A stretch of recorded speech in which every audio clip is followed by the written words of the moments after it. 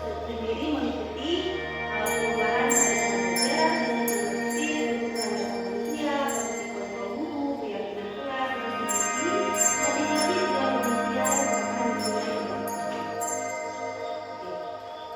Konsep inti daripada ini adalah pembelajaran dengan menghadapi masalah. Itu bagaimana ini maksud dengan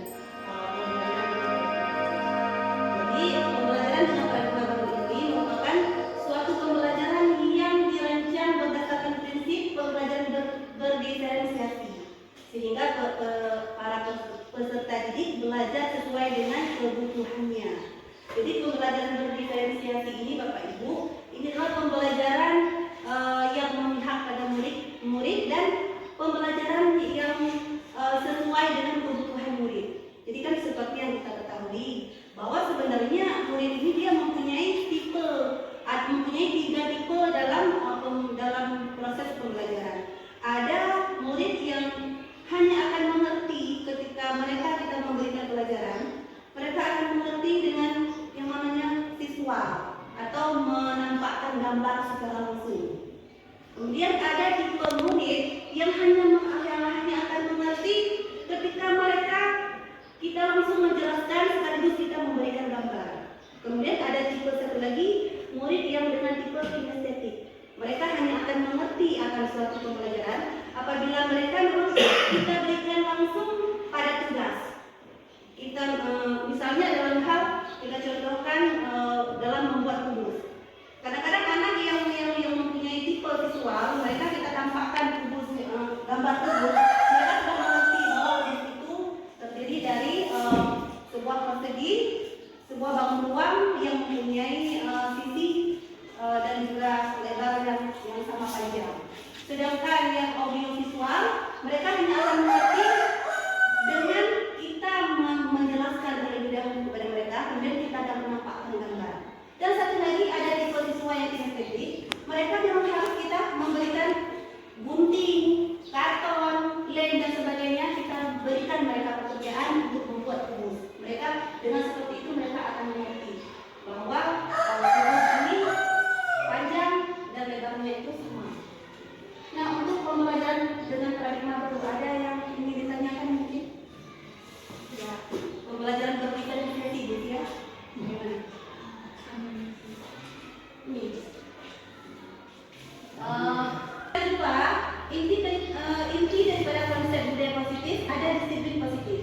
Nah, dimaksud dengan disiplin positif Bapak Ibu, itu adalah kebiasaan hal yang baik mencakup sikap atau perilaku maupun tutur kata oleh seluruh warga di sekolah, terutama bagi murid agar dapat berkembang menjadi pribadi yang kritis, mandiri dan bertanggung jawab. Sebagai pendidik, tujuan kita adalah tentunya menciptakan peserta didik yang memiliki diri sehingga mereka dapat berperilaku mengacu kepada nilai kebajikan yang universal dan memiliki motivasi dalam diri menuju perubahan perilaku ke arah yang lebih baik. Dan yang ketiga, inti daripada konsep budaya positif tentang kebutuhan dasar manusia. Kebutuhan dasar manusia merupakan sesuatu yang kita lakukan untuk mendapatkan apa yang kita inginkan. Seluruh tindakan yang kita lakukan memiliki tujuan. Semua usaha terbaik yang kita lakukan agar kebutuhan dasar kita terpenuhi dengan baik. Dan dalam ilmu psikologis, kebutuhan dasar manusia ini sangat mempengaruhi karakter, perilaku, dan juga tindakan seseorang. Kebutuhan dasar manusia ini dapat diartikan sebagai unsur-unsur yang diperlakukan manusia untuk mempertahankan keseimbangan fisiologis dan psikologisnya. Dan menurut William Glasser, membagi kebutuhan dasar menjadi 5 hal, yakni kebutuhan bertahan hidup, kebutuhan akan kasih sayang dan rasa diterima, kebebasan, kesenangan, dan kemanfaatan. Kemudian ada yang keempat, posisi kontrol. Dalam hal ini ada 5 posisi kontrol kita sebagai guru dalam menghadapi anak-anak. Ada penghukum, ada pembuat merasa bersalah, teman, pemantau, manajer. Itu tergantung kita memilih yang seperti apa dalam hal kita sebagai guru dalam mengontrol mereka. Misalnya penghukum. Posisi penghukum ini, guru yang mengambil posisi ini dia cenderung menggunakan hukuman fisik, baik secara fisik ataupun verbal, ya, baik secara tindakan ataupun dengan perkataan. Mereka sering mengancam dan menekan murid dengan pernyataan seperti patuhi aturan saya atau awas. Sikap ini dapat membuat murid merasa marah dan mungkin bersifat agresif. Kemudian ada juga posisi pembuat merasa bersalah. Guru yang mengambil posisi ini berbicara dengan lembut, tetapi mencoba membuat murid merasa bersalah. Mereka mungkin berkata, ibu sangat kecewa sekali dengan kamu. Murid yang berada di bawah kendali ini, dia akan merasa bersalah, akan merasa rendah diri dan tidak berharga. Kemudian ada juga guru yang dalam mengontrol anak-anak itu memposisikan dirinya sebagai teman. Nah, guru yang mengambil posisi teman ini, dia akan mencoba mempengaruhi murid dengan cara positif ataupun negatif. Mereka mungkin mencoba untuk menjadi teman baik dengan mengatakan, ayolah, bantulah demi Bapak ya. Namun hal ini dapat membuat murid tergantung pada guru tertentu dan tidak mandiri. Mereka akan melakukan sesuatu itu mungkin karena merasa kasihan kepada bapaknya, kepada gurunya. Kemudian sekali lagi ada posisi pemantau. Posisi ini melibatkan pengawasan dan penerapan aturan. Guru yang mengambil posisi pemantau akan menggunakan konsekuensi dan catatan untuk mengendalikan perilaku murid. Mereka akan bertanya tentang peraturan yang dilanggar dan konsekuensinya. Dan satu lagi posisi manajer. Ini posisi yang paling ideal, Pak Ibu ya. Posisi manajer ini adalah posisi di mana seorang guru itu bekerja sama dengan murid. Mereka membimbing murid untuk memahami kesalahan mereka, menganalisis kebutuhan diri mereka, dan mencari solusi. Guru di posisi manajer akan bertanya, apa yang kita yakini dan apa rencana kamu untuk memperbaiki hal ini? Kan selama ini Bapak Ibu kan kita banyak kasus ya, banyak kasus.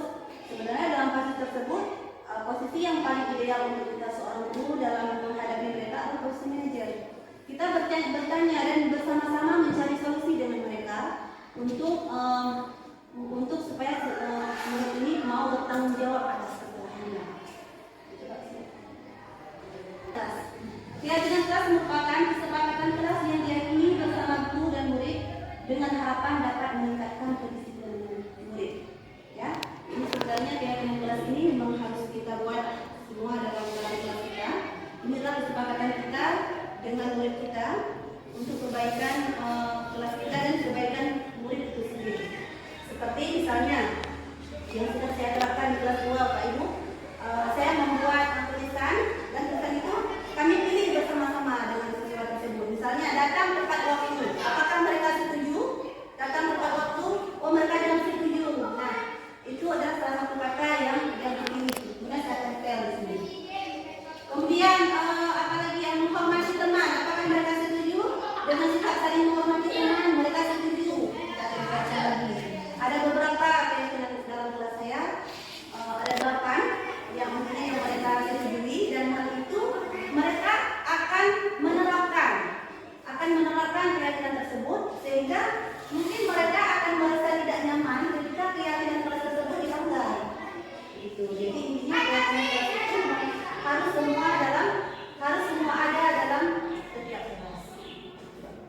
Kemudian ada restitusi.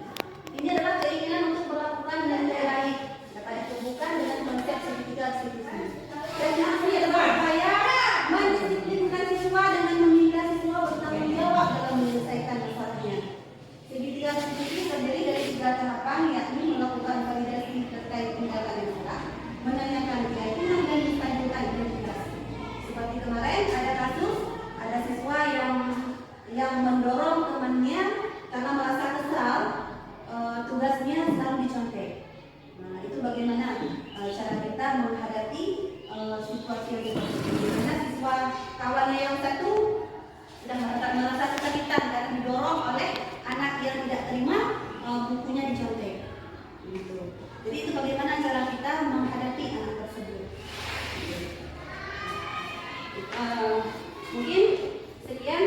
Ada yang ingin bertanya?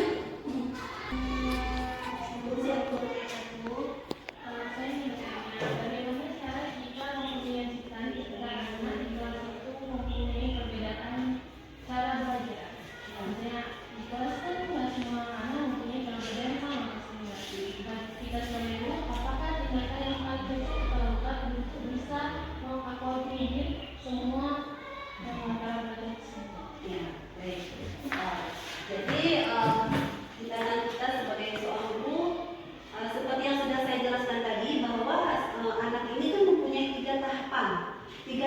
tiga tipe atau tiga gaya belajar yang berbeda antara anak yang satu dengan yang lain.